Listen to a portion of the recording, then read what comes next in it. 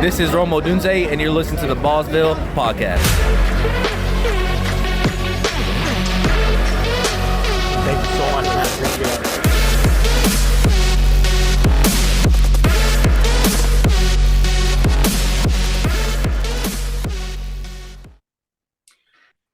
Welcome back, Ballsville gamers, to another episode of the Ballsville Pod. I'm your host, Scott Fitzgerald, aka Lose for Sale on Sleeper. And this episode is brought to you by the Ballsville Games. Our games combine fantasy football and poker, which create big payouts with great odds. I am so fired up today for this episode. We have an actual live Dynasty draft going right now with all the members of the Ballsville crew. And we are in round 6 right now. But before we get to that, I'm going to introduce our panel for the day.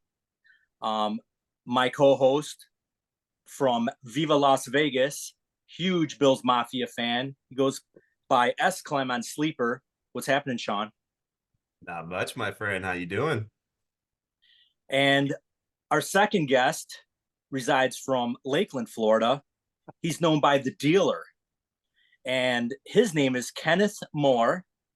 What's happening, Ken? Hey, what's going on? Thanks for having me back on. And we have a new guest. He just turned 21 years old. His name is, he goes by Gallos 18. His name is Taso. He's from Connecticut. And what's happened there, Taso? Hey, how you doing? I'm glad to be here. Yep, I'm from UConn. I'm there right now, actually. Yeah, I've been playing fantasy football about 3 years, and I've been with Ballsville for about a year now. So, yeah, happy to be here. Awesome. Thank you so much for coming on to our panel. Well, before we get into the meat of the pod, we all want to really thank you guys. This is the third podcast in a row that we've cracked 100 views. The last two, we are well over 150. And we are basically, we're just promoting for our Ballsville gamers. So next week's things are going to look a little bit different. We're going to be on StreamYard. We have a producer. We're going to have some great overlays. It's going to look really cool. And we're going to be going live stream. So you guys will be able to send in questions for us to answer online, which will be great once the point scoring season starts, because on Tuesdays when we record, you guys will be able to send us your fab questions for fab bidding. And on Friday, you guys can send in your start sit questions for us and we can answer those. So we're really, really excited with the direction that this pod is going, but we would never get this far if it wasn't for you guys, the gamers. Cause like I've always said, this pod is specifically made for you guys, the gamers. So we all thank you very much for doing that.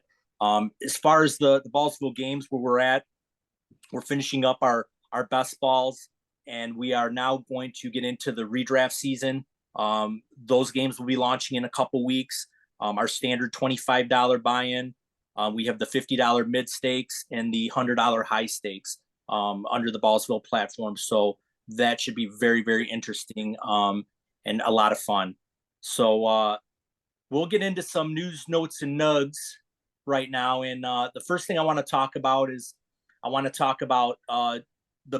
the big extension for Justin Jefferson, $140 million contract, $110 million guaranteed. We all knew it was coming. Everyone was waiting for it to come, like T. Higgins and Brandon Ayuk. They were waiting for this big payday to set the market. So that we all knew it was coming. The other thing was the CMC extension, which was $19 million over 2 years. So that keeps him in San Francisco for the next 2 years. If you're a dynasty owner and you own him, you got him for a couple more years. So his value should hold. Hopefully by the time he turns 30, if you do decide to move on with him, you still should get some pretty good value from him. I do see CMC possibly playing into his age 32, 33-year-old season because of his receiving ability. So he could definitely be a good satellite back if you wanted to keep him on your roster. But I'm going to move on to Sean. And Sean, why don't you start off with JJ? And how do you think this is going to trickle down to the rest of the receivers that are waiting? I think it's huge for the rest of the receivers that are waiting. The thing with JJ is that this was the contract that I honestly feel like was the biggest hurdle right now for all these other receivers that are like in the limbo status. And the reason I say that is because none of them are going to get more than JJ, right? JJ is like the cream of the crop, man. He is the number one guy. He should be and is the highest paid receiver ever, or highest paid non quarterback in the NFL now, which is, in my opinion, the right move for him where he should be. So now these guys can slate right between, the AJ Brown and the Justin Jefferson and just, get themselves that nice little sweet spot and they can lock in there and be ready to roll. So I really do think like specifically, I mean, maybe not T as much because I just don't see it happening with T and the Bengals. I think that it's just a one and done year with him there and then he's moving on to a new team. But like more so Ayuk. I think this really makes a big difference for Ayuk in his future in San Fran because this could give them that kind of like baseline. Okay, we have our floor, now we have our ceiling. We can find our sweet spot.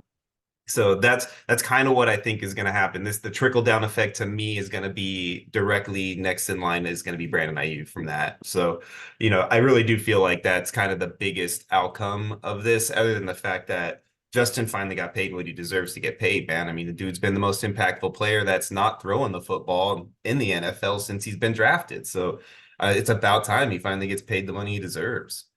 What do you think about CeeDee Lamb? I mean, CeeDee Lamb's got to be looking right now, and he's got to be like, look, I was the number one receiver last year. Why can't I? That's 1 year, man. This is JJ. JJ's been doing this since the moment he got drafted, brother. Like, I mean, I appreciate you, CD, but you're not JJ, dude.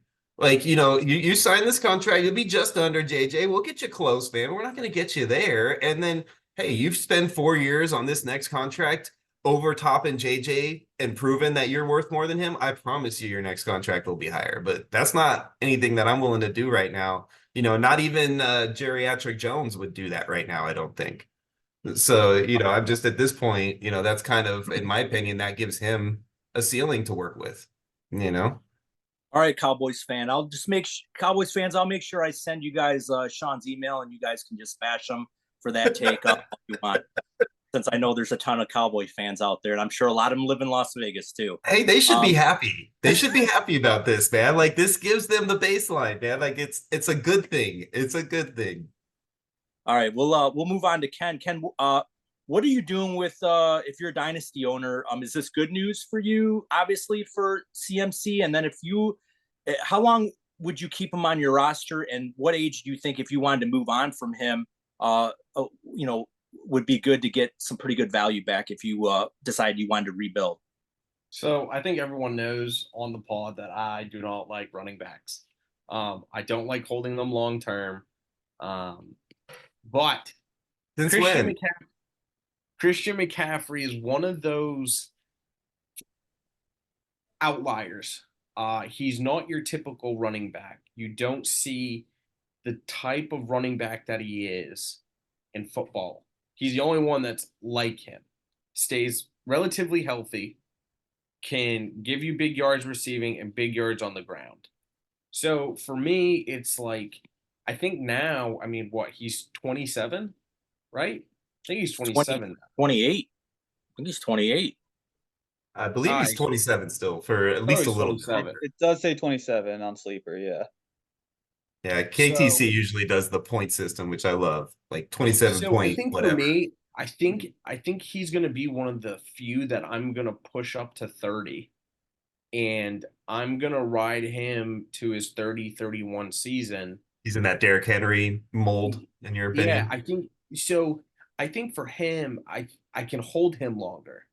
Usually I'm out of running backs by 27, 28. Him, you can push it more because he can do it all. And you can, in that offense, is almost built around him as a safety net for Purdy, but still give you that option for big plays and stuff. So I think for me, now I hold him another 2 or 3 years, a lot longer than a normal running back with anyone else really out there right now. Gotcha. Does this raise his value for you in dynasty drafts? How far up the board does this move him? I think it has to, because of the amount of money that they gave him on top of a contract extension. in what he's continuing to be able to do in such a high power offense. I think now, running backs come and go.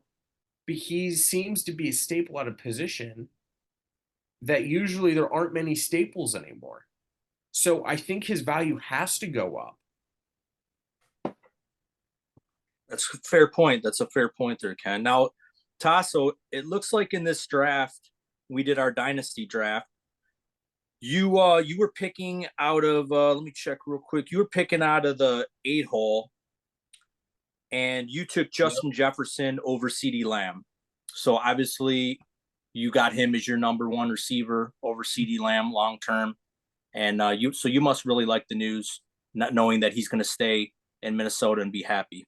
Oh, absolutely. And like, I will be the first to say, even though I'm a Giants fan, CeeDee Lamb, he's a fantastic receiver. He can get a lot done, and he proved that this year. But he's not Justin Jefferson. And as much as I saw Dak Prescott as a value in the third, I definitely didn't want to rely on that and push myself towards CD and getting that stack. So, and even for that reason, I wouldn't really think of taking CeeDee Lamb over Justin Jefferson. But yeah, I'm ecstatic to hear this news about Justin Jefferson getting that extension locked in. We all knew it was coming. He's the best receiver in the league. Yeah. And I think like Sean had said earlier, it does set the tone for Brandon Ayuk. I've heard around somewhere that the 49ers could save a decent amount of money by cutting, or not cutting, but there was some word for it, moving on from Deebo Samuel. I think they would save $14 million on the cap if they moved on post June 1st. And so hearing that makes me feel more confident that Brandon Ayuk will be the one getting the deal here. And just JJ getting that sort of ceiling contract makes that all the more confirmed for me. So yeah, I've also hearing how they're using Ricky Pearsall in OTAs right now. They're using him in the Debo role. So that just proves to me, like I said in the last pod, that teams usually tip their hand when they're drafting players, and I think they're ready to. They're already spilled the beans on who they're going to move on from. They're going to move on from Debo. They're just going to pay Brandon Ayuk. Now, as they should. I mean, Brandon Ayuk is younger. His style of play lasts longer in the NFL. You know, Debo's getting close to the end of his ability to be able to be that guy that he is now. You know, in my opinion, that's not a style of game that lasts very long in the NFL. Now, we're going to get into one more piece of information I thought was very interesting and very polarizing. Is Falcons offensive coordinator said they want to use Bijan Robinson in a run-first offense like Christian McCaffrey. So that should, be music to the fantasy ears of players that now that they took Bijan, they're going to be all excited about. Now, I'm going to go to Ken. Ken, does this move Bijan ahead of Breece Hall and right after CMC? Because I love Breece Hall. I love me some Breece Hall.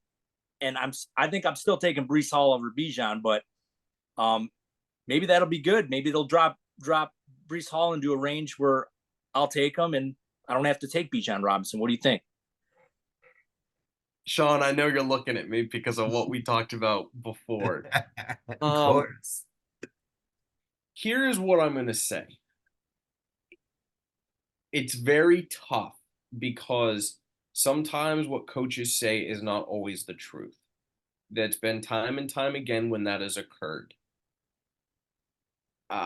Arthur Smith last year used Bijan in the most. It was awful. Watching their games and watching how he used Bijan was horrendous. What I need to see is how the coaching staff is going to use Bijan before I put Bijan ahead of Breece, because everyone knows what's going to happen with Breece, right? So yes, they brought in Allen behind Breece, but I think that's more for protection because after Breece, they have no one. Like there is just no one on that team. Algier is behind Bijan. I think for me, I'm still taking Hall because I know what I'm going to expect. Yeah, there's a good chance that it changes, but I need to believe and see what the coaching staff says is actually true. Because if it was a run first offense, you're not bringing in Mooney, you're not bringing in Moore. You know, I know they're lower tier guys, but they still have some value. So I think for me, it's more of a wait and see to see how, you know, what happens in training camp, how he's used, and kind of go from there. But right now, I'm taking Brees Hall over Bijan. Okay, now I would do the same thing. Now, Gallows, I'm looking at our dynasty draft, and I see in the second round you took Brees Hall over Bijan. Now, did you know about this news, or are you like Ken and I, where we have Brees Hall, ahead of Bijan? Obviously, you do by taking Brees Hall ahead of Bijan. Does this news change anything at all? So I actually did not know about this news, although I'm kind of with Ken here, where I think that there needs to be a lot of voices from camp all surrounding one sort of narrative for me to actually buy into it. I think that because of Arthur Smith and how he used Bijan last year, pretty much anything is going to look like a CMC role compared to what we had to deal with. Yeah. So, so while I am like really excited to see this for Bijan, I just keep in mind for myself that like Brees, we have to remember he was coming off the ACL tear, and to put up the sort of season that he did, fresh off an injury, like I said, I'm relatively new to fantasy football. I really got into it 2021, so I'm still a newbie, but I've seen players come back from these injuries and not be anywhere near the same that they were before. First player that comes to my mind is J.K. Dobbins, or at least like when they come back, it takes some time to ramp up. The first player I remember with Brees is week 1. He took like a 92-yarder down, like mainly almost all the way to the touchdown, almost all the way to the end zone. And so Yeah, it was actually a half yard short of the end zone because it cost me a gigantic lead in one of my big fantasy leagues. So yeah, I remember exactly what you're talking about. yeah, so that was a moment where I realized that all the stock I had in Dalvin Cook was cooked. It was no more, which sucked because I bought a lot of them. But yeah, I would definitely say that I took Brees here as more of a ceiling pick, where I'm all does suffer another injury as compared to Bijan.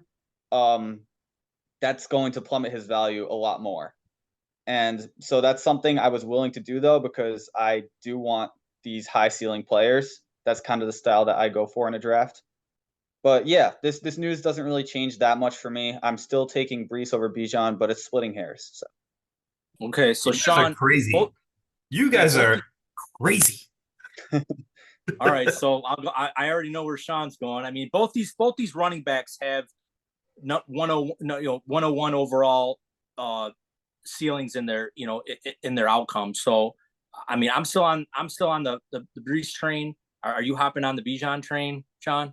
Of course, I'm on the Bijan train, man. Come on. Like Ken's argument here, like, hey, I love you for all the refrigerators and all the beers you keep cold for me and stuff. But I mean, I'm telling you, man, like, if you're going to sit here and tell me that you think that the reason you're doing this is because Brees Hall is on an offense that you know what to expect. How do we know what to expect from Brees Hall yet in that offense? We saw his starting quarterback for what, like 3 plays last year, and so we have no idea what that Aaron Rodgers-led Jets offense is going to be, right? So I'm not saying it's not going to be, Brees-led, but we don't know, just like we don't know about Bijan, right? So like that argument, it's like a wash. I don't see any way that you could say that that's the reason you're taking Brees over him.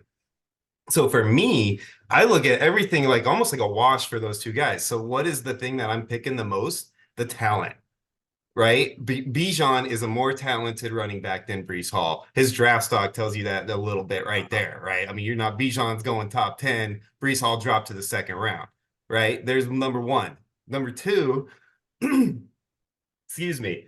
Number two with those two guys, honestly, man, is the fact that I don't like Brees Hall having an injury history where Bijan does not have one. So for me, they're like he said, splitting hairs. But those two factors put Bijan right here and put Brees right below him. So that is the reason that I'm leaning towards Bijan over Brees. Plus, he's got an offense right now that I feel like just has more weapons where he's not going to be as a focal point. You got Wilson and Rodgers and Brees over in the Jets. Everything else is a question mark so far. So, those factors alone, like that's why I'm leaning Bijan over Brees. I mean, it's splitting hairs. I mean, they're It both is great very quarterbacks. They're close. both young, and even though I just like messing with Ken. and even though Brees Hall tore his ACL. I mean, he was a young back. He was 21. I mean, we've seen it. It's not like he tore his ACL when he was 25. I mean, and he showed like Taso said, he came back after that injury, took him a little bit to ramp up, but then he just started ripping off yards. So, I think it'd be an interesting bet on who. I'm down for another sub. I finishes mean, the I'm season, going to be a fat man by the end of this who pod. finishes but the I'm season down. with better statistics, but that's just me. Do you want to add anything? I'll give Ken a little bit of time to rebuttal if you want, Ken, or do you just want to just say, let's just get to the draft? I'm ready for the draft. Okay, we are ready for the draft. So Wait, hold on. I got one thing. Okay, go ahead. Sean, just for the podcast, tell me your top 5 running backs in order. Oh My man. top 5 running backs in order. Top All 5 right now, Dynasty. Top 5 right now, Dynasty. We already talked about the 3. You got CMC number 1, Bijan number 2, Brees number 3. I'd probably put Jonathan Taylor at 4 right now, and maybe Kyron at 5. Who at 5? Kyron Williams. Kyron. So you'd have McCaffrey number 1? Yeah, I would. Over Brees and Bijan and Dynasty? Yeah, after his extension for the next, I look at it as a 3-year build, right? I think McCaffrey's going to be fine for 3 years. He's going to be a starting running back. I was happy as heck to get him in the 3rd round. Hold man. on, I'm not gonna lie. Scott. You're more on him about putting CMC first, but you're not talking about how he left Gibbs off in terms of JT. That's what I was thinking. Yeah, Gibbs. Well, no, not I'm not agreeing with him having CMC number 1. I don't think it should be there. There's no way. No, but I'm saying that the biggest part out of his 5 is how Gibbs is not in the top 5 as a dynasty running back. Yeah, I think Gibbs should be 5 over Kyron. I mean, you could do that. You could do that. I'm not going to argue with you too much. It's close, and the only reason why I say it's close is because I like McVay's offense. I think it's a one-back offense. Quorum there. I'm not You scared just of Quorum. love McVay. There's something about you in McVay. Yeah, You know McVay's why? awesome. I love Because that. look at the tree he comes from. Okay, he comes from Shanahan. What does Shanahan do? Shanahan runs one guy. Okay, it's these coaches that run one running back. That's the running back I want. I don't want to all of the listeners of the podcast. I just love getting Scott going, and this is another example of doing it. Oh yeah. I like how you were like, I just want to move on to the draft. No, wait, hold on. Well, let me Well, have my Ken, no, phone. I was going to move on. Ken held it up. Ken's the one that held it up. All right, I'm done. All right, listeners, if you think that was good, wait till we get into this draft. And So- Sean's bad trade. So just to let you guys know the setup, it's our typical Ballsville Dynasty setup. It's going to be 12 team super flex. You got your super flex spots, 2 running backs, 3 receivers, 2 flex spots. We go 26 rounds. We did a derby draft. So anyone that doesn't know what that is, Alex, Enjoy it because it's fun. Yeah, Alex did a three roll for the computer, and whatever spot you got 1 through 12. If you got number 1, you get the first pick of where you want to draft. You could go at 12, 3, 5, 6. So everybody got their own draft spots, and then it's not a 3-round reversal. It's just a regular snake draft from there. So I'll give you the participants real quick. In the 101 hole, it's Sarah, our new producer, and one of our gamers. There's Sean S. Clem at the 2 hole. There's El Super Beasto. I kept calling it Biesto. So I don't know. I like Biesto. So I'm just going to keep saying Biesto. Sorry, Gary. So El Super Biesto is at 3. We got C-Bomb, who was on the pod last week. He's at 4. Zubakis is at 5 from Alaska. Yours truly is at 6. JoJo is at 7. Gallows 18. Taso is at 8. We got D Payne, our ADP specialist, at 9. El Presidente, Westlex, Alex at 10. We got the dealer Ken at 11, and we got Tortoise at 12. So those are the contestants, and I'll just run through the first round real quick, and then we'll give us our likes and dislikes, and we'll go over some trades. So Sarah started off with Josh Allen, then it went Patrick Mahomes, C.J. Stroud, Jalen Hurts, Anthony Richardson. At the 6th spot, I made a trade. I moved back to the 109. Sean moved up to the 106 after he did a trade before that. What that we'll get into. Sean took Lamar Jackson. JoJo took Caleb Williams. Gallows took JJ, and then I took Jordan Love. Westlex took Justin Herbert. Ken took Joe Burrow, great value, and then Tortoise took CeeDee Lamb. So that's how the first round went.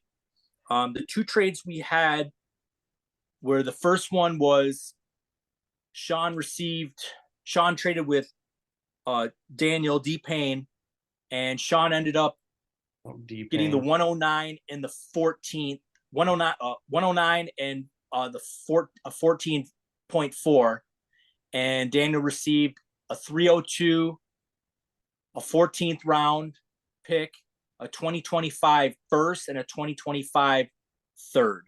Jeez, So I forgot how big that trade was. So you know what? I'm not even going to start with Sean because he started this mess. So I'm going to go right to Gallows, and I'm going to say, since you're kind of new to fantasy, like you said, what did you think about this trade? Letting Sean get back up into the first round to grab a quarterback. Well, let me see. Yeah.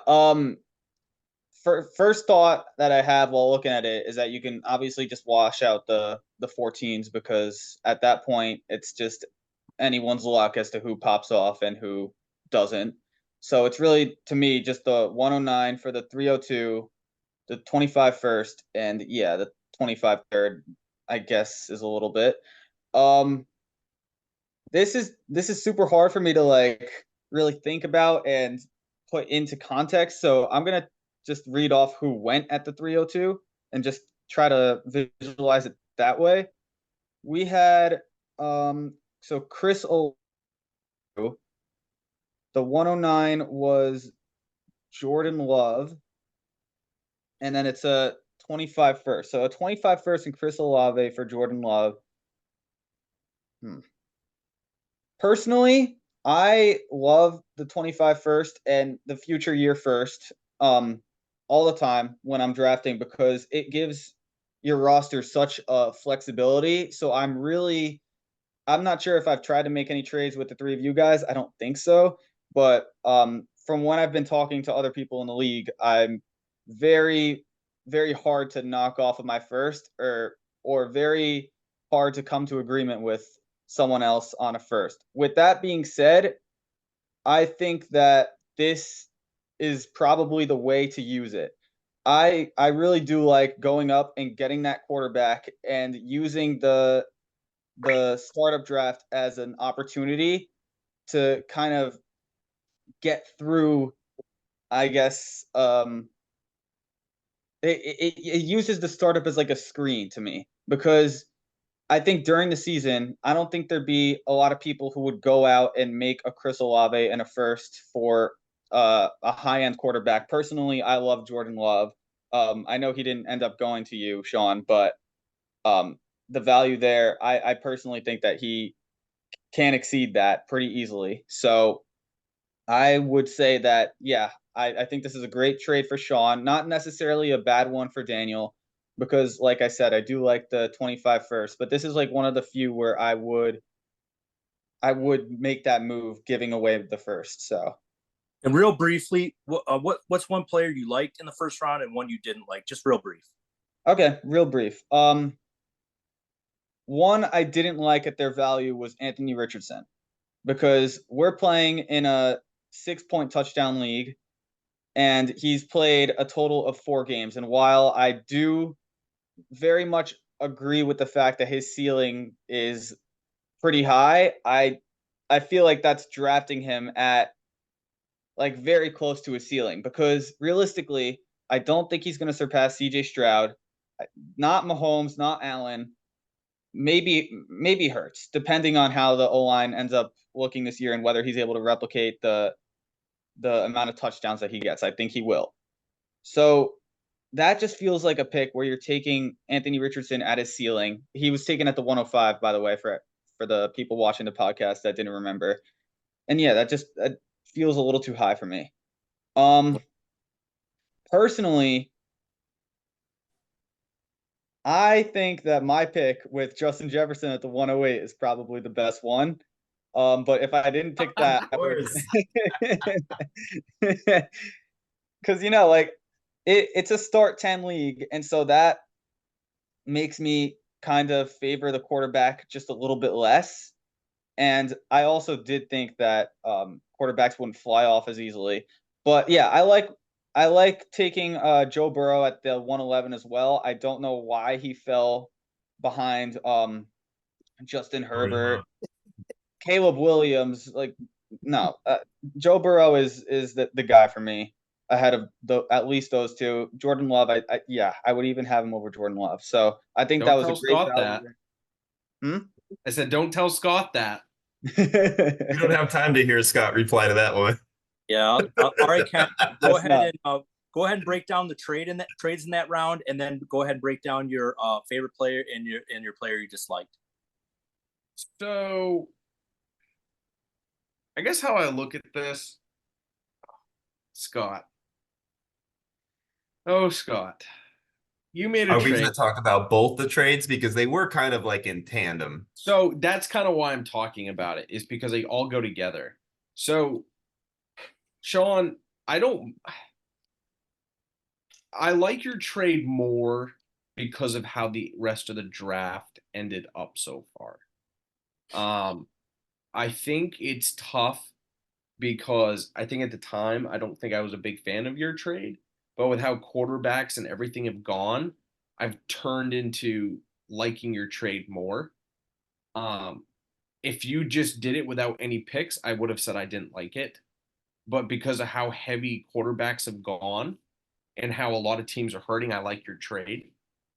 Which kind of goes into trade 2, because Sean, you made a trade with Scott to move up 3 spots, and Scott only moved up 4. So I have an issue with Scott on this one. I So understand recap the trade real quick for the listeners. It was Oh. 106 and 506 to me for 109 and 502 to Scott. Correct. Thank you for that. So my issue with this trade, and I know it's only 3 spots, but in my opinion, I don't think Scott got enough. And I know it's only 3 spots, but he should have gotten more in terms of the trade, because if you give me Lamar Jackson compared to Jordan Love, I'm taking Lamar Jackson over Love.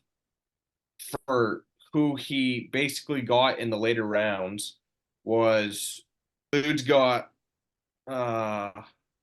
shoot. You're Which looking goes at the into more trade. 502. I know it's tough because of how many trades have occurred. Well, I traded that 502, so I was able to Mhm. use that 502, and I traded, I to guess get some. in terms, so I guess I'm going to say this just without, because of all the other trades that have been done, because I think we are over 30 so far in this draft. I've done Dynasty my entire life, in terms of how many leagues, over 300, all Dynasty. And when I've seen trades like this occur, there should have been more of a gain on the back end for Scott, just because of how I've seen it. Because if you give up Lamar to Love, I think there's a bigger gap than just 4 picks in a later round. Now, it's very tough because if you did a tree of all the trades, Scott eventually made up for it. But I just think in terms of that, I think Scott should have asked for a little bit more. And I think, of course, Sean got another great trade. So good for him. I mean, I didn't do anything, I'm just throwing out offers. That's all I do. All right, Ken. So obviously your dislike in that was my pick. What's one that you liked? So I don't dislike your pick. I dislike the value of the trade that you got for your picks. Gotcha. There's a difference. I think the worst pick in the first round, and I don't like it at all, is JoJo taking Caleb Williams at the 107. I think that is worse than Richardson because no one knows what to expect from Williams. You kind of have an idea of what you're going to get with Richardson because he showed flashes of it last year before he got hurt. I'm sorry. I'm taking Jordan Love. I'm taking Herbert. I'm taking Burrow. Yeah, you can almost make a case to take Murray over him too, right now. And I know that's a little bit of a stretch, but I just know what I'm getting. My favorite pick from this round. It's mine. The GOAT wide receiver. I think for me, Alex, because I'm looking at this, right? I'm looking at this for the whole entire round, and Hurts is a top quarterback. All these guys are top quarterbacks, but you got Herbert over Caleb Williams and Anthony Richardson, who I would take over both of those guys. And he got it at the 110 and didn't have to do any trading at all. So I think for me, both value in terms of how good Herbert is, I think that was the best pick in the first round. Gotcha. Okay, Sean. Now, I mean, I feel like I have to defend you, Scott. no, let the listeners know first. Let the listeners know first because I want to let the listeners know right now that this draft, one unique thing about this draft is you'll be able to see there's so many different strategies on building it, and as we go on, you'll see that there was one guy that was aggressive like Sean that wants to move up and acquire a lot of picks. There's another guy that likes to draft quarterbacks. There's another guy that likes to punt the season. There's different strategies, and I'm not saying one's better than any other ones because I haven't been as much into Dynasty as much as Ken has, but I'm sure he can attest that all these strategies can work if they're done the right way and you're disciplined and you stick to the strategy. I mean, it's hard for somebody to take to be a quarterback extremist, take a lot of quarterbacks. You got to be disciplined. You can't go away from that. Just like a guy that wants to punt for the season. If you're going to punt, you better punt and acquire a ton of picks. So let the listeners know, Sean, what your strategy is. What was your strategy going into the draft? And the same thing, what was your favorite pick and your least favorite pick? Absolutely. Yeah. So my strategy going in obviously was I was going to be the most aggressive player in the league and do everything I can to try to stack early talent in the startup and trade away my 2025 future picks to do that. So the way I approach that in these types of startups, and I do that on a regular basis in startups for two reasons. One is I value proven talent over the unknown rookie talent a lot more, right? So I want to get into these startups and I want to get these guys that I know are going to be performers early, and then I always end up at the end of a season during the off season before the rookie draft, which I just did prior to these rookie drafts that we've just been going through over the last few months, is if I really like the class, by that point whether you like the class or not, you'll trade back in and you can get back into those rookie drafts no problem at that point. So I've done that multiple times already. I'm happy with the way that it plays out, and then come next year be in the same exact position again where I'll have the opportunity to trade away my 2026 picks and if I want to get into the 2025 draft. So the reason I take the strategy that way is for that. And then my other key factor in this strategy that I always try to incorporate is getting a second quarterback early in the first round. If it has to be later, early, wherever it has to be, I always want to get that second stud quarterback in that first round and trade up and do what I got to do to get there. The reason I do that is because exactly what we all have just talked about is the way that this draft specifically fell. This one more so than any, because there is a certain person in this draft who's snagging every quarterback he can, and it's pushing them up the board so crazy that we're getting guys like let's see, Baker Mayfield going off in the top 5 rounds, stuff like that. So, it changed the dynamic of the draft so much that the value of the players that are still on the board at this point is so strong. And now I have my 2 quarterbacks solidified and ready to roll. I don't have to reach for a quarterback if like everybody else is going crazy because they're snagging Bryce Young and Will Levis and Baker Mayfield back to back to back in the 5th round, things like that happening. I get to just sit back and let those people sweat and wait for the high value players to drop like a CMC to fall all the way to me at a 3-5. So that's the reason I take this strategy. Again, like Scott said, it's not anything that I consider to be better than anybody else's strategy. Like, it's just like offensive coordinators, right? Like, different offensive schemes can all work in the NFL. They just have to be done correctly, and you have to call the plays the right way. You just have to make the right picks at the right time and perform your strategy. Go all in on your strategy. Don't half-ass your strategy. And, if you do it right, either strategy can be successful for you. It just depends on, how you do it and doing it the way you do it. So, as far as who I like and don't like in these picks, of course, I'm going to like my Lamar Jackson pick at 6, because at that point in the draft, I feel like Lamar is one of the top talent quarterbacks on the board. And the way that the draft was falling, that was a tremendous value pick right there. And to have him and Patrick now together on the squad like that and have that position pretty much locked down, like I'm ready to roll, and I'm happy to just move forward with my position guys from this point. So, that's my opinion, the best pick. I know it's mine, but it's my favorite pick. So, my least favorite pick in this draft, believe it or not, is going to be CD Lamb, even though he fell all the way to 110. And the reason I'm saying that is only because of this specific draft and the way it played out. For him to pass up on the quarterback there and then turn around and trade his next pick and not pick a quarterback with his back-to-back picks on the turn is why I call CD Lamb the bad pick. If you're going to trade that next pick like that, take your quarterback there. And then you can come back and get a really stud receiver that's going to fall to you the way quarterbacks are falling in this draft. You're going to want to make sure that, you have your quarterback locked down, because look at how the outcome played out for this poor man. I think, what does he have? Like JJ McCarthy, I want to say, is his QB1 now because the way the board fell so crazy. So, that to me makes that the worst pick. Not the player value, nothing like that. I actually like the player value at that point. I do. I just don't like the situational aspect of that pick. Gotcha. Now, I'll defend my, I'll just defend my pick, and I'll give my 2.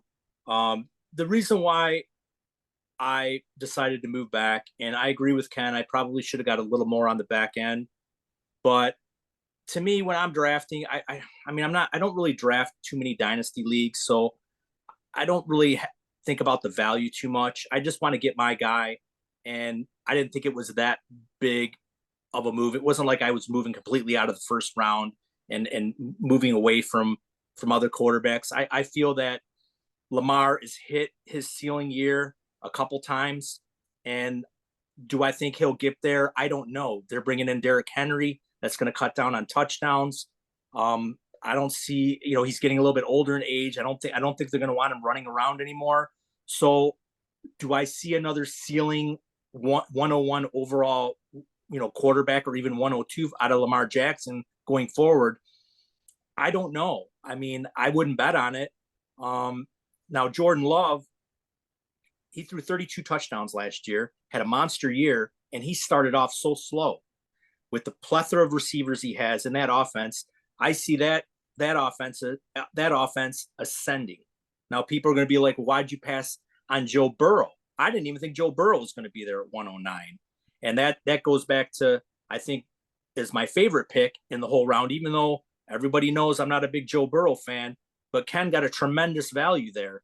And sometimes it gets to the point where even if you don't like a player, the value is just too good. You just have to take him.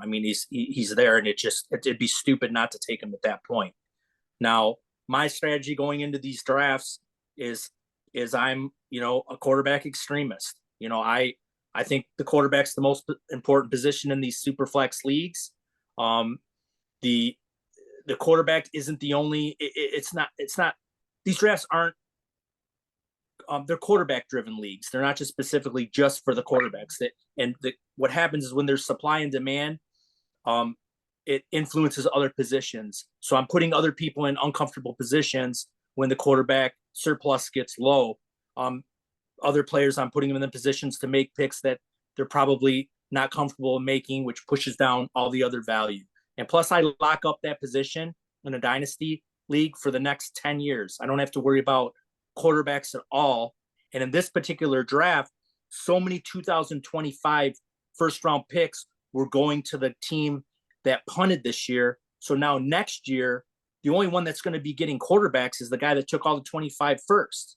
So now it really puts a handcuff on the league, because now if you're short on quarterbacks now, unless you make a trade or you wait till 2026 to get a quarterback, you're going to put yourself in a pretty rough position. So, and then my least quarterback, or my least pick in that round, obviously, is Caleb Williams. I would never draft a rookie quarterback in the first round when there's proven talent down the line. I'm not even going to even elaborate on that. I just think it was a careless draft pick, taking him that early. I mean, you could have traded down and got Caleb Williams for JoJo if you really wanted him that bad. I mean, I'm sure somebody would have loved to trade up and grab Burrow from you, and you could have traded back down and but taken you him. found out though, Scott, it wasn't that easy to trade back at that point in the draft. Like, that was the whole point of what I wanted to say to defend you on that trade, is there wasn't a lot of options for you to trade back, and you really wanted your guy. There was no reason for you to reach that far to take him. I was willing to jump up the 3 picks. Yeah, I only gave you a 5-pick jump in the 5th round for it, but that's better than nothing and taking the same guy. So yeah, I didn't want to don't get. I hate didn't your want to trade that much for that reason. All right, so I'm gonna have to push back here. You almost moved up 3 spots on the front end, where everyone knows at the beginning of the draft there's better talent, for basically the same amount in the back end. So Scott really isn't gaining anything in terms of value, in terms of a dynasty startup. He is if he's getting his guy, though. If he's still getting the same guy, if he doesn't make the trade, he's picking 5 picks later in the 5th with the same quarterback in the 1st. You don't know that. Yeah, but you don't know that when you're making the trade. That's the thing. You're making it sound like that now because you see the board, he got his guys. But in terms of that if trade, you looked at the board, there was no way Love was going before his 3rd pick, 3 picks later. That would have been shocking. It's not. I'm not talking about players. I'm talking about value. In terms of value, Scott did not get enough for the trade that he did. Absolutely, I agree, but it's better than no value and taking the same player 3 picks early. Well, eventually, I guess from my point of view is that I'm not going to give someone free value.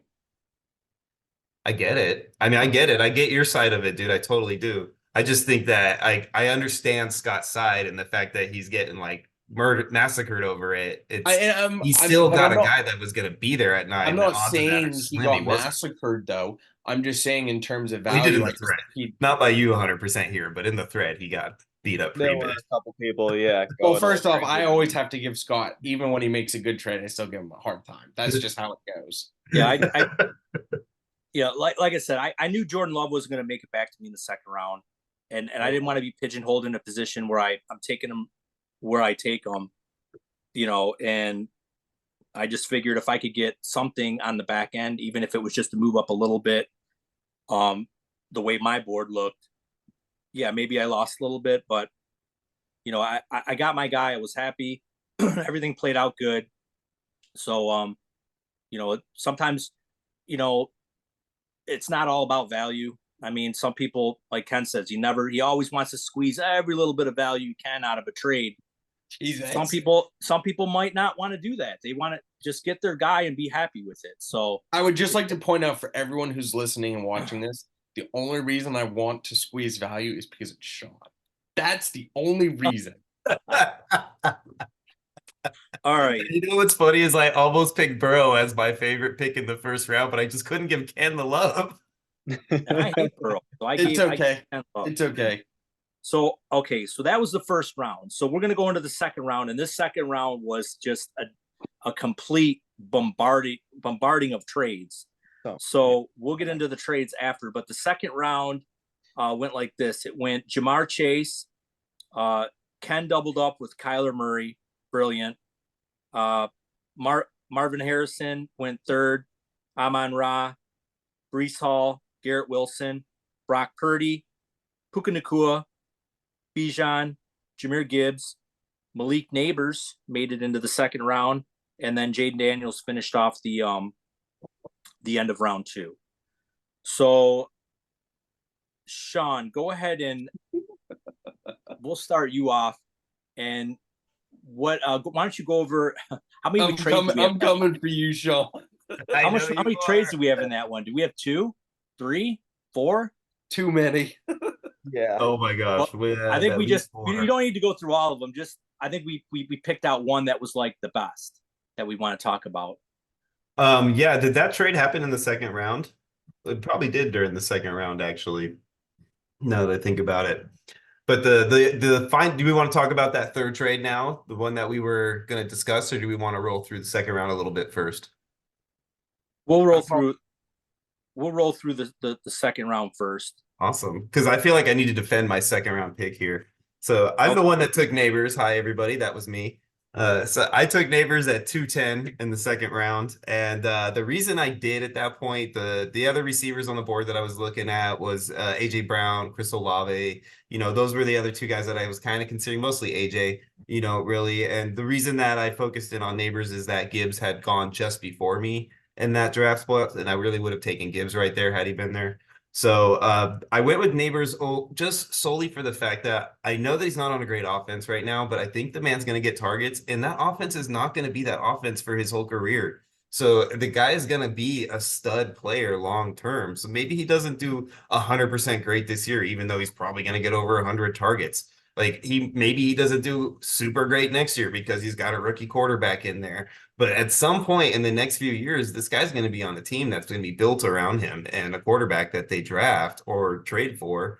And he's going to be the number 1 target on a team that's ascending. So I'm happy with taking him right where he's at. And I really don't think that just because Danny Dimes is throwing him the ball that he's going to be this horrible, massive, difference between him and Marvin Harrison this season. He could even outscore Marvin Harrison this year. There's a lot more mouths to feed in Arizona than there is in New York. So, I'm not saying that it will happen, but I'm saying there's a world where it does, and it's not that far-fetched. So I feel like that is a pick that I felt like needed to defend before Ken got his opportunity to tear it apart. But as far as my favorite pick in that round, I think I have to go with the Jahmyr Gibbs right in front of me, as much as I hated it happening. Just because I like the value of him at that point, like we talked about. I think that Bijan went just before him. The running backs going off the board like they are lately with the, maybe 8 or so good running backs available. First 4 rounds, usually they're all going to go. So, I thought that Gibbs was a good pick there for what he was working towards. Got you. Okay, Taso, before we get to Ken's reaction, go ahead and I can't wait. Ken, can I interrupt? I want to let Ken's head get red and boil up. What? Yeah. Oh my god. Yeah, let's let the anger Feel just free to build throw up. some I want the anger oil to on that build up. fire if you want. And I could make him more angry by supporting this because again, Giants fan, and I love Neighbors as a player, so I could just make Ken just pop his head off. But Oh my god. What are you doing? I'm not gonna do that because being the fan that I am, I've seen a lot of Daniel Jones, and I for one am tired of it, and I don't want to have to deal with that. But look, I think that the decision that you made, Sean, to trade away your first puts you in a semi-contending position where you're not like fully committed to winning this season or next season.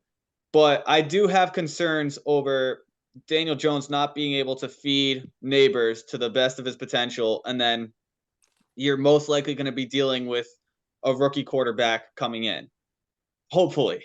I pray to God that we take a quarterback. if somehow Daniel Jones sticks in, I mean, I feel like he's shown time and time again he does not have top 10 upside. I mean, he did finish 9th once in 2022, but I really don't think that Neighbors' ceiling will be reached within the first 2 years. And I feel like you've oriented yourself in a position where if you're ever going to take Neighbors at that value, which I love him as a player, don't get me wrong, I just feel like it's not the specific situation to do it with. So that's my take on that. While I let Ken just boil for a few more minutes, I'm gonna go over. Should I go over the best and worst picks of the second round, or? Go right ahead. All right, let's do it. Let's see here.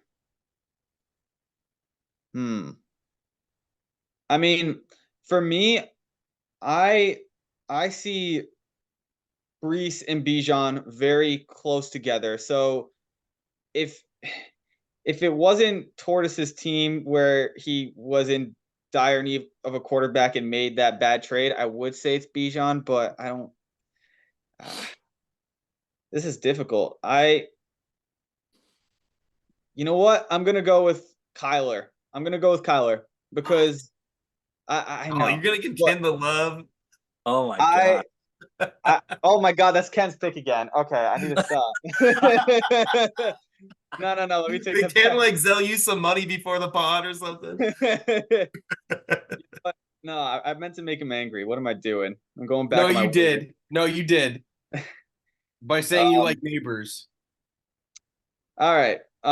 Yeah, either Kyler Murray or Amon-Ra St. Brown. I love both of them, and I really wanted Amon-Ra St. Brown, so maybe that's just my personal bias. But look, Kyler has the best wide receiver prospect since AJ Green, which I barely would know because I haven't been following fantasy that long. But from what I can hear from everyone else, and from the tape that I've been able to watch, he is an amazing prospect that you really don't get ever. And Kyler Murray already, with coming in last year off the injury, as you know from my take on Brees Hall, I really like when people come back from an injury and immediately excel. I feel like that speaks to what they still have to offer even more. And I know Kyler Murray is a lot older, but he was putting up like top numbers at the end of last year. And now you're adding Marvin Harrison Jr. to this offense. And you've somewhat rejuvenated the backfield with James Conner getting older. You bring in a rookie. I really like the situation that the Cardinals are building up, and I feel like it's not really being talked about enough. In my opinion, I think Kyler Murray is a first round value. I would say late first, but first round value. So getting him to fall to the second, behind quarterbacks like you guys said, Caleb Williams. I would Kyler over A-Rate. And no, I don't think I would. But yes, over Caleb, over some of the other options then towards the back end. I think that's one of the better picks that was made. So I didn't really see a particularly bad pick either. I guess, yeah, Malik Neighbors or Jaden Daniels would be one of my lesser favorite picks. We're just gonna go with Jaden Daniels. All right, let's do that. All right. Okay, Ken, are you ready? I think I've collected my thoughts. What do you want first? My best pick or my worst pick? Well, let's do the best pick, so that way your worst pick, when you start talking about mine, will be, plenty of time for you to go on. I'm gonna have to pick my team for a sec. So, I think I'm not the biggest Murray fan, but I think how the first round went kind of told you how the rest of the draft would go in terms of quarterbacks. I saw that quarterbacks were going to go. I was surprised when Seabaum traded up. He took Chase, which I thought Seabaum for sure when he traded up was going to take Murray. Me too. Because he has Seabaum had Jalen Hurts, so I was like, shit, he's gonna go get that second quarterback, call it a day, and move on. Well, he took Chase, which don't get me wrong, love Chase. And I was like, holy shit, a quarter. Murray's how good Murray is. He should have went there, especially with how this draft is gone. So for me, because after Murray, I think it's a teardrop. So I think for me, taking Murray there in terms of how quarterbacks have gone in this draft as a whole has just increased how good that pick has been. Um, yes, I'm coming for you, Sean. Let's go. Not this time though. I'm very torn on the neighbors slash Daniels. I really am. You're just so both me and Sarah are on the chopping block. Yeah. So the issue is for you. I think that there were better options for you in terms of neighbors. Yes, I know you said that offense ain't going to be like that forever, which is fine. I agree with that. But quarterbacks take a while to develop, even when a new one comes in. So even if they go and draft a new one, you're still going to wait a period of time. Yes, he's going to get force-fed the ball, but you need a good quarterback to eventually just be really good. I think for the neighbors one, I think that there were better options. I mean, personally, I might be wrong and people might disagree with me, but I would take AJ Brown over neighbors. That's in terms He was for me. honestly the number one guy that I was like back and forth with. It was between basically those two guys, whether I went AJ or him. So that makes sense. I think for me, I would have taken AJ just because you know what to expect. And I mean, it's AJ Brown and he's 26. So you're still going to get another 3 good years out of him. The reason I almost say Sarah, you don't know what you're going to get.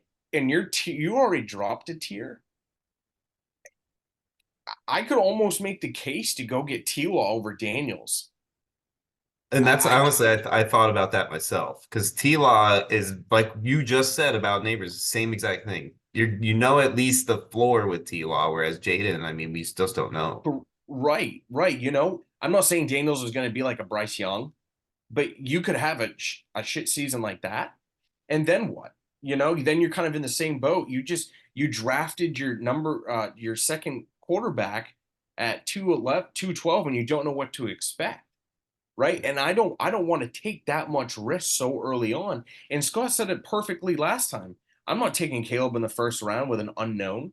Yes, he might have a great core, but I'm not taking that kind of risk. So I think it's just a toss up. I mean, if I truly had to pick one, Sean, I'm not picking you on this one. I think I'm taking Daniels just because of how important the quarterback position is. But I'm going to tell you what, you're right there. She just got that head lean and, on the sprinters race, just head leaned right in front of me. Just, yeah. I definitely agree with that. I do want to elaborate on that just a little bit more because I didn't before, but now I've had some time to think about it. As well as in the draft, like I know quarterbacks were pushed up very early, but once that whole first round spam was over, they did start to spread out more. And I feel like not a lot of people were particularly interested in Jaden Daniels at that point. It wasn't a highly prioritized need for Sarah. I don't think. I thought she already had a quarterback. I could double check, but she did. She had Josh Allen. Josh Allen. So I don't really agree with that. Also because it's Washington, and like Washington has such a poor history as of late. And see, I don't mind the quarterback pick as much of the position wise, just because of the fact that she's got to wait so long for her come around in that and being that the number one spot. So I don't mind the quarterback at that turn right there. That quarterback, maybe I would have went a different route, but I don't mind the position specifically just because of how long she would have to wait like that. If you got a second run that happens, after mid-second round and you get 6 quarterbacks off the board, now your second quarterback, you're going to be looking at like Tortoise's starter, so I would say that's true for like a drafter like me or Ken who hasn't really traded at all.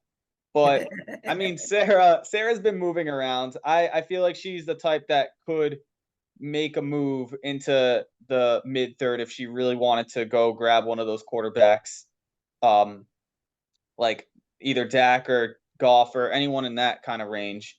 I think it's still possible for the aggressive drafter, but yeah, you have a point where if it's someone who really kind of likes to stay in their spot, then yeah, I guess that would be less of an argument. No. It's And I okay, don't Sean. know You for can roast sure me had the she next made round. any of those trades prior. She might have been sitting on earlier pick before she made that pick. I just don't remember. Yeah, it was too much of No. a clusterfuck all around. Yeah. Yeah, by that point we were 30 trades deep, and everybody was in the weeds. Mhm. Yeah, I think where she drafted at the one hole, I think anytime anyone drafts in the one hole in this format, your first three picks, you have to come away with two quarterbacks, period, bar none, because you have to wait so long for your next pick. Now, would I have taken Jaden Daniels? Probably. I wouldn't have, like Ken said, I probably wouldn't have taken the risk, and I would have went with somebody a little bit safer, like maybe a Dak or a Jared Goff, just to make sure I have that for sure floor going, and kind of eliminate some of the risks. So I don't falter for taking a quarterback. It might not have been just taking on a little more risk than probably I would have liked to have. Now, as far as the second round, my likes and dislikes, and I'll just go over one trade. So I, I like Ken's second pick. I like doubling up on the quarterback. I mean, he was the last one in that teardrop before the tier goes down, and he doubled up, at quarterback, which I think's, awesome. To start off at two high elite quarterbacks like that, in their prime. So I give him kudos for that. And then to go as far as my, I'm not going to say it was the worst pick in the draft because I like Jamar Chase. I think Jamar Chase is obviously a tremendous talent, and to get him at the beginning of the second is great in a dynasty. But what I didn't like was how CBOM acquired Jamar Chase. One, I'm never trading it into the first round or back up into the first or second round, unless I'm trading for a quarterback. Now, I would have taken trade up and get Kyler Murray and not taken Jamar Chase, especially knowing that in that trade to get up there, he now didn't have a second round pick. So he got bailed out in the third round by taking Trevor Lawrence. So it looks good now, but there's a chance he might not have got a quarterback there in the third round. So I didn't like the way he traded up and did that. Now, people are going to look at the draft board and say, well, Scott, you're contradicting yourself because you traded back into the second and took Marvin Harrison. Well, yeah, I did, but I still had a second round pick where I took Brock Purdy. So I knew I was going to get a quarterback on the way back. So I was willing to give up a 2025 first round, a fourth round, and I got back Marvin Harrison and a 13th. So I was willing to go up there and get that elite receiver that I'll have for 10 years and then still be able to get my quarterback. So those were my two likes and dislikes in that round. It's so okay. now I'm about to get roasted here in the third round by Sean. It's okay. I don't think you're going to get roasted, but I'll take it. So the third round Now I gotta look. Remind myself. Third round went AJ Brown, Chris Olave, Tyreek Hill, Trevor Lawrence, Christian McCaffrey, Tua, Drake London, Dak Prescott, Jared Goff, Sam Laporta, first tight end off the board, Travis Etienne, and JJ McCarthy. We're going to start with Ken this time. Ken, go ahead and give us your likes and dislikes. And maybe any trade that you see out there that it looks like you did a trade in this. Oh, yeah. Talk about your trade. So I realized that this, in my opinion, here comes the next tier after Murray went. And and I realized that I wanted a good third quarterback. So I tried to see how the round was going first. I think it was when it got up to, when it got up to you, Scott, is when I made the trade. Um, but for me, it was like, okay, Lawrence got taken, Tua's gone. There was really two quarterbacks left, Dak and Goff. So I realized, okay, after Goff, there was another tier drop down. And I want my third quarterback to be good. So I traded up with, I think it was D-Pain. Yeah. I traded my 8th round, which was, I think, 802. I think it was 802. Yeah, that sounds right based on your Yeah. Yeah, so I traded the 802 and a 25 first to move up to the 309 to uh and I took off. Which I don't like to pick myself again, but I'm going to because of how the draft fell. After Dak got taken by, you're you're truly on here. Um which I wanted Dak, so thank you for that. Um took Goff. And then after that, there was a big tear down. And I think the three of you know this that after Goff got taken, people started to scram and people were realizing, holy crap, we need to start taking more quarterbacks or we need to do something because I think people's game plans it literally changed. contributed to the JJ McCarthy pick. That Correct. pick was made solely because of your Jared Goff pick. Exactly. So as soon as I made the Goff pick, which is my favorite just because I think Goff is in a great tier. He's not 1 or 2, but I think he's 3. Um, After that, you drop down to nobody, really. So I just realized that for me, I take him and I was happy with that. And Alex, commissioner, I would like to say I'm very sorry because after I made that pick, everyone, he tried and trade for him and was not happy with me for 3 hours and would not talk to me. So, Alex, I am sorry. Much love to you, commish. Um, I He's going Maytag from now on. um, I think for me and the worst pick, I might have to pick on myself here. Actually, um, no, no, I don't like the McCarthy pick. It's I'm not a fan of the McCarthy pick here, really. I feel like it's Sean, you just said it. The only reason he took McCarthy was because I took Goff. And I just feel like that there were kind of a couple better options out there instead of McCarthy, who might not even be starting, and you're taking him at the 312. I don't like the value on it. Yes, I know everything changed because quarterbacks went off like a frenzy, but I'm not a fan of that pick. So I think those are the one I like and the one I dislike. Okay, Sean, what about you? Yeah, definitely. I'll try to keep it quick here because I know we're running short on some time now. I agree with you. I don't really like the JJ McCarthy pick. I don't know if I call it my least favorite pick in this draft in this round at this point, but I don't appreciate the pick. I know that value wise, he needed to get a quarterback at that point, like the way his team was built. He's got a really solid squad other than this quarterback. I don't get me wrong now. I mean, I feel like Dog and Trevor are like crazy here, but he does have a really good team other than his quarterback position so far. And he went with JJ because he likes JJ. He thinks JJ is the rookie this year that's going to have the best opportunity to thrive soon and could be a suitable quarterback one earlier than the others. So I don't fault him for taking JJ that much, right? I don't like where he took him though. It's so early. It's way too early in my opinion, but I get it.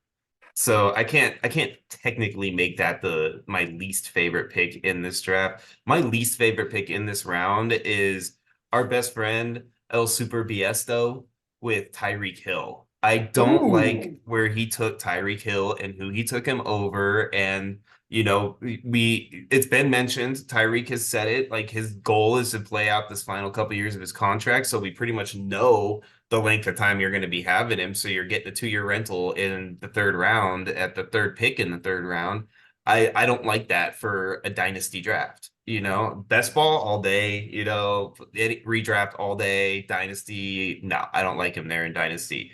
You know, I would have taken, you know, Drake London probably over Tyreek Hill in a dynasty draft. You know, that's like I don't really consider him to be in the tier that he was drafted in this round. So, you know, that's my you know least favorite pick and my favorite pick. And I hate doing this because I feel like we constantly keep picking ourselves as our favorite pick, but I'm picking myself because I think Christian McCaffrey was the best pick in this round.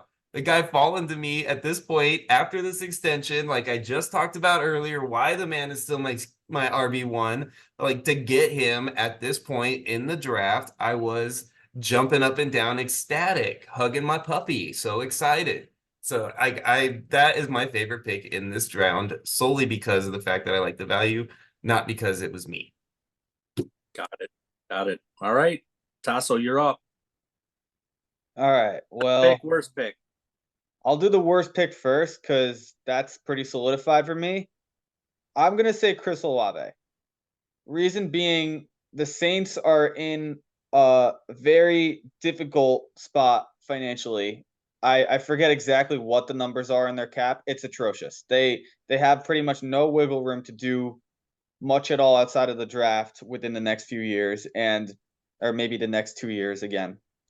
Not so sure, but I'm worried that this could be sort of a Terry McLaurin scene that we see from Chris Olave, because we know that as a rookie he went out there, dominated, and he got slightly better as a sophomore, but he hasn't displayed a ceiling that's something that I really want to go out and target with an early third rounder.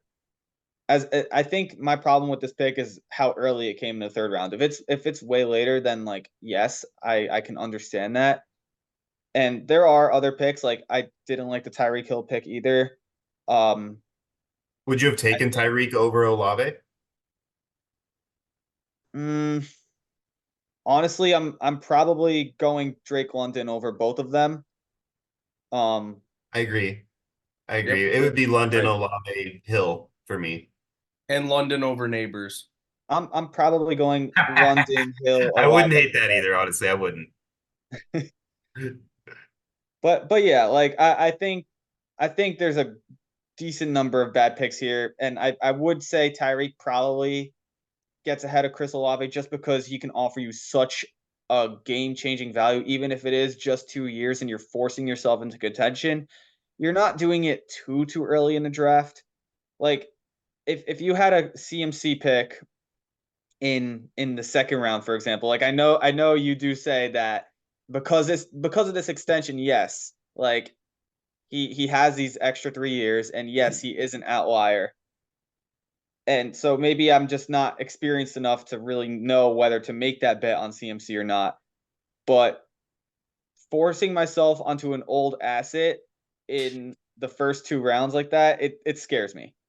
And so yeah, Tyreek Hill taking him in the third is kind of okay. I don't like it, but I don't hate it.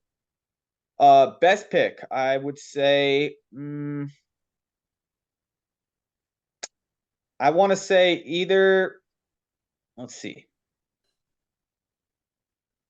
I really like where Tua is going, and I also like where I got Dak Prescott. So I'm gonna shout you out, Scott, and I'm gonna take a little bit of glory for myself as well, just because Surprise, once surprise. again, Another person picking their own draft pick.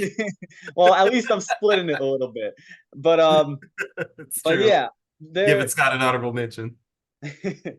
they're both big passers, and it's a 6-point passing touchdown league, and I feel like I really need to put emphasis on that because that really does change how these people are scored. I didn't even know actually that Dak got into the top 3 quarterbacks last year until I was up on the clock and I saw him still sitting there. And the Cowboys have done really nothing to show that they want anything to do with the run Ken game. over here rolling his eyes all pissed off because he knows you didn't even looking at him before you took him. Yep. I wanted him so bad. Well, as much as I've loved your pick so far, I guess I can do this a little bit and brag and toot my own horn. But You should. You yeah. deserve this one. Thank you. Okay, so we're I gonna think that pick right between them, the Drake London pick, is a pretty solid pick too, man. yeah. I'm not gonna lie. I would say that as well. Like those 3 picks right there, I like all of them, and I'm probably gonna give Tua the edge just because I don't know. I like the one he got extended, so for sure like his Tua got organization. extended. Him. I think so. Did Yeah, that right. happen and I missed it? I might be Tua? wrong. Who You didn't get you excited yet? Oh, okay. I I was didn't gonna say think you're so. making me about to bust out Google. He just lost weight. Really? I recalled him fat. Oh, that's really weird. I thought he got extended. No, not yet. No, he's waiting on it. That's what I thought. I thought they were waiting on him, and that was the whole thing with Tua. Is Yeah. like, is he gonna be their guy next year? Because if he has like a mediocre year, even do they just move on? Is Mike McDaniel's really into him? It wasn't his draft pick. Like yada yada yada. Yeah. Okay. I mean, I guess I was under a false impression there, but I still think it's a great pick. Just he's led the league at least at the end of was it not last year, but the year before. I believe he had his passing stats were supported it pretty well again this year, and I feel like getting someone who can sneak his way into maybe the top 8 definitely shows top 10 potential at the value that he did that you did, and he's not an old quarterback or anything. I really like it. So I don't yeah, hate I it would at say all. I mean, the only thing I would say is I don't like that he's your only quarterback so far. Otherwise, I think it's a good pick where you got him. All right. I know So Ken loves it. I will do mine real briefly. say? What'd Sean say? I said I know you love it. I really wanted Dak, man. I got put in the doghouse because of him. I would have taken him. I just went with the age difference, so that's the only thing I did. But so I'll do my best and worst. I'm gonna say I'll go with my worst first. And this isn't worth I think Ken should have taken Jonathan Taylor first and then Travis Etienne second. Like I like both his running backs. I just think they should have been flip-flop because I agree. Because if you took a risk on Tortoise taking him, because he kind of was in the running back market. And I was on the phone with him at the time, and he was considering it, just so you guys know. Yeah, so like I love the pick, like in the 4th round. I mean, that's a tremendous. Hey, don't worry, you can give me credit in the 4th. So I like I said, It's a good thing we're stopping with the 3rd round, then, huh? Yeah, I just wish it was you would have flopped it. Damn. It would have been a lot better. And then as far as the best pick, there was a lot. I mean, I liked the London pick, but the one I really liked was so I gave it to C-Bomb last round about not move or moving up for a receiver instead of a quarterback and risking it, but he got bailed out with the Trevor Lawrence pick. I think that was he basically fell right in his lap, and you sniped me, C-Bomb. Thanks. Lawrence was gonna be my pick, but I figured he probably wouldn't get there. So that was my favorite pick in that round. So what we're gonna do now is we're getting a little short on time, so we're not gonna run through the rest of the draft. Maybe we'll do that on the next show, or we'll You can just post have it. Westflex overlay it right here. Here you go, guys. Yeah. This is a recap. Yeah. So we'll what we want to get into, because I know everybody in the league is chomping at the bit. We're gonna do a live 3-pick draft or three pick round right here. So on the clock right now, sitting at the 6.5 is Taso, and then right after him, it's going to be Sean. He's going to get a pick, and then right after Sean, it's going to be me, and then we'll conclude the show. So so there'll be no trading for these 3 picks. We're just going to boom, boom, boom, go from there. So I'm sure we've had a lot of time to sulk over this. So go ahead, Tasso. I had plenty. I actually did make the pick because I wasn't sure if we were gonna get the time for it. I ended up taking Mark Andrews. Originally, I really need a receiver so badly. But I wanted Pickens to fall to me. It didn't happen. I thought I was going to be between Andrews and Addison because I like those second and third year breakout players. But I have Justin Jefferson already, and I don't want to put that much of my own chips into the Minnesota pot when I don't particularly believe in JJ McCarthy that much. I believe in Justin Jefferson to overcome the situation, not so much Jordan Addison if JJ McCarthy is who I think he is. So I just decided to smash the tight end value because I know that there's sort of a cliff that comes. I mean, I personally do like Kittle later on, but kind of relying on that Keep that one. one in the memory banks. What's that? So keep that one in the memory banks. Yeah, I mean, I'm just telling you my whole strategy here, but Hey, I don't hey, know. don't give it by all away. Don't means. give it away. Sean will take advantage of it. What, me? No. I can tell. I can tell. There will be no trades accepted from Sean. Oh, But did you make that pick then? Because I don't see it on the. He Oh, did. I made it. Yeah, Sean. Yep, it's Sean on the is 15 board. He minutes made into it. his Mark clock. Andrews. It's on the So board. I am officially on the clock. Can you Do take you not take- see it in the app? Yeah, I take got Gardner it. Minshew? I had to refresh it. Enough with the Minshew mania, please. So I've pretty much had my guy earmarked for a while, and I was stressing. And now that you've mentioned all the guys that you were considering over here, I'm mad at myself for stressing because I could have just been chilling and relaxing this whole time, just waiting for you to make those picks. Because none of those guys are the guy that I'm targeting right here. You know, I like you, I have a tier drop off right here, and there's one guy left in this tier that I'm going to target right here. Now, it's not 100% my position that I would have wanted to go for with this pick. It's a position that I could probably wait on, but the tier aspect of it for me is what's making this decision. So I'm going to go ahead right now and I'm going to snag the number one 2024 rookie running back in Carolina, Jonathan Brooks. There you go. And go ahead, Ken, and rip me apart for taking another rookie on a win now team. I was about to. Did you see me thinking about it? I was looking at my phone. I'm like, ugh. But again, another player that I really think is being undervalued in Dynasty and redraft. You know what? I think on Underdog from the drafts that I've done, I think he was being undervalued. Overall, maybe not, but in Dynasty, certainly so. He's a great talent, according to me. But yeah, I like the pick for most people. I feel kind of sad. Sean, you pissed Zoob off. Oh, that was his guy. Am I missing out on the thread cock? Oh, Oh, Yeah. there it is. Yeah, you sniped him. Sniped him from him. I'm waiting for it to upload. There it is. Sorry, man. bro. C-Bomb roasted me as well. Oh, did you get roasted for your pick?